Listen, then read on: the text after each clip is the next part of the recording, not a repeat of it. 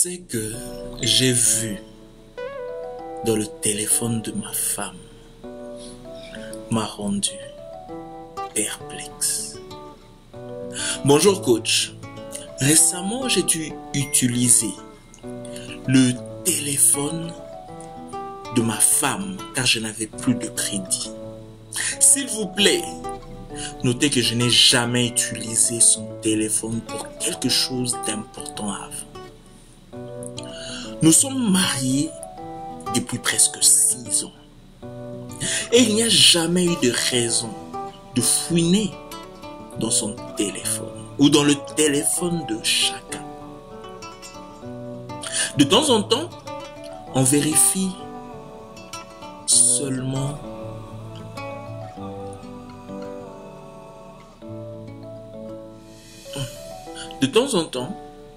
on peut voir juste l'heure.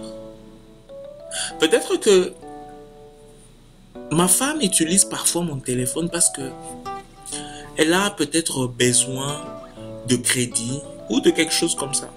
Mais jamais, nous n'avons jamais eu une raison de nous soupçonner pour quoi que ce soit. Alors, ce jour fatidique, alors que j'essayais d'utiliser le téléphone de ma femme pour appeler, je l'ai remarqué. Elle n'avait pas assez de crédit. Voilà comment j'ai fini par décider d'utiliser WhatsApp pour appeler. Après avoir fait l'appel sur WhatsApp, j'ai vu qu'elle avait des messages non lus. Par curiosité, j'ai ouvert un message WhatsApp. Et il y avait un homme qui lui demandait d'envoyer une photo nue d'elle. J'étais un peu surpris. Alors, j'ai commencé à faire défiler les messages précédents. C'est à ce moment-là que j'ai découvert que cet homme et ma femme parlaient depuis longtemps. Je vais dérouler plus loin et découvert que ce même homme a envoyé à ma femme des photos nues de ses parties intimes. J'étais tout perplexe, hésitant. Je ne pouvais pas comprendre ce qui se passait. Depuis lors, je n'ai pas trouvé le courage d'affronter ma femme. J'aime ma femme, oui, je l'aime. Elle est le centre de ma vie. J'ai tellement peur de ce que je découvrirai si je la confronte. Mais jusqu'où ils sont allés, je ne sais pas. Si je lui demande, j'ai peur que sa réponse détruise mon mariage.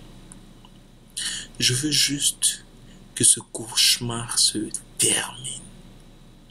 S'il vous plaît, coach, conseillez-moi sur la meilleure façon de gérer cette situation. Bonjour cher ami. Je comprends que l'heure est grave. Je comprends que tu as un souci sérieux. Je ne sais pas pourquoi elle ferait ça. Tu as peur qu'il y ait un problème. Tu as peur de découvrir ce qui va se passer juste après.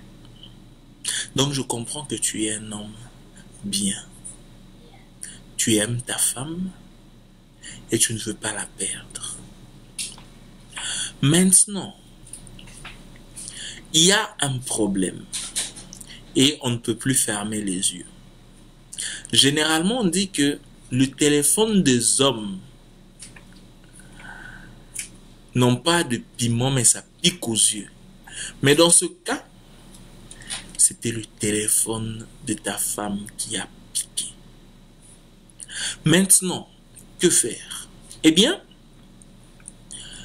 on est partagé entre deux problèmes. Le premier problème, c'est que tu ne veux pas perdre ta femme parce que tu l'aimes. Et le deuxième problème, c'est que apparemment, il y a eu un problème de communication et peut-être même de sincérité. Je ne sais pas exactement jusqu'où ou c'est quoi les messages que tu as vus dans cette conversation-là, mais voilà comment est-ce que je pourrais t'orienter. Premièrement, il faudrait être sincère. Il faudrait être capable de parler avec ta femme. Mais tu ne vas pas lui parler directement en lui disant c'est quoi ces messages. Non, tu ne vas pas de cette manière-là. Tu y vas avec douceur. Même avant d'y aller déjà, il faudrait que tu fasses une analyse, une forme d'analyse personnelle. Tu essaies de voir s'il y a des négligences de ton côté, qu'est-ce que tu as fait. Parce que des fois, quand ton partenaire crée des problèmes comme ça, où il y a une forme d'aventure de sa part, ça pourrait être parce qu'il y a une forme de négligence. Est-ce que tu es comme... La référence est celle-ci. Pose-toi la question de savoir, pour commencer, est-ce que tu es l'homme qu'elle avait épousé? Au début, tu te comportais comment? Comment est-ce que tu faisais les choses? Comment est-ce que tu lui parlais? Comment est-ce que tu l'as traité? Et compare cela à comment est-ce que tu fais les choses maintenant. Tu vas peut-être dire que, évidemment, coach, c'est jamais la même chose. Mais je te rassure, cher ami, généralement, la cause où beaucoup de couples se séparent parce qu'il y a eu un changement. L'homme ou la femme se rend compte que la personne qu'elle avait épousée et la personne avec qui elle vit, c'est deux personnes ou deux personnalités différentes. Donc, la première des choses, c'est faire une analyse sur toi, sur toi-même. La deuxième des choses, c'est parle avec ta femme. Ne lui parle pas du problème. Parle-la, pose-lui des questions. Pose-lui des questions de savoir comment est-ce qu'elle te trouve. Pas qu'elle te dise seulement je te trouve beau, je t'aime. Non, pas la chanson habituelle. Essaye d'entrer en profondeur. Essaye de sonder son cœur. C'est ta femme. Le problème, c'est quoi? Si tu restes seulement dans la position je ne veux pas la perdre, je ne veux pas la perdre, ça devient un autre problème que tu crées. Il ne faut pas entrer dans cette case-là. Par contre, il faut entrer dans la case de et elle, qu'est-ce qu'elle pense? Et elle, comment elle sent tout ceci? Parce qu'évidemment, si elle est en train de chercher ailleurs, ça veut dire qu'il y a un problème quelque part. Il y a une forme d'insatisfaction quelque part. Et ton rôle maintenant, c'est d'essayer de trouver, d'essayer de faire une analyse, de voir c'est quoi le problème. Et si tu ne veux pas perdre ta femme, résoudre ce problème-là. Ok? Tu aimes ta femme. Donc, première étape, essaie de faire une analyse de toi-même. Deuxième étape, parle avec ta femme. Sonde son cœur. Écoute-la. Peut-être que tu n'as pas prêté attention à ce qu'elle te disait pendant un long moment. Et tu t'es bloqué seulement dans ta zone de « je l'aime » et ça s'arrête là. Tu l'aimes, oui, c'est bien. Mais est-ce qu'elle t'aime toujours?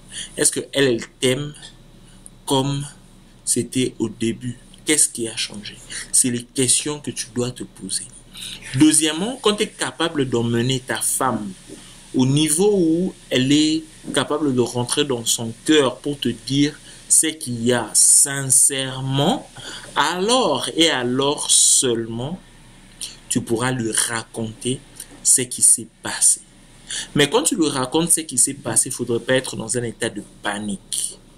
L'état de panique n'attire pas le respect. Ok, cher ami? Donc, essaie de faire cela et garde-nous au courant. Et j'aimerais surtout te mettre en garde contre l'état de panique. Ne tombe pas dans ce piège-là. Ok, cher ami? Donc, s'il y a encore quelques questions, il y a un souci, écris-nous et on sera heureux de te répondre. Merci. Bye bye.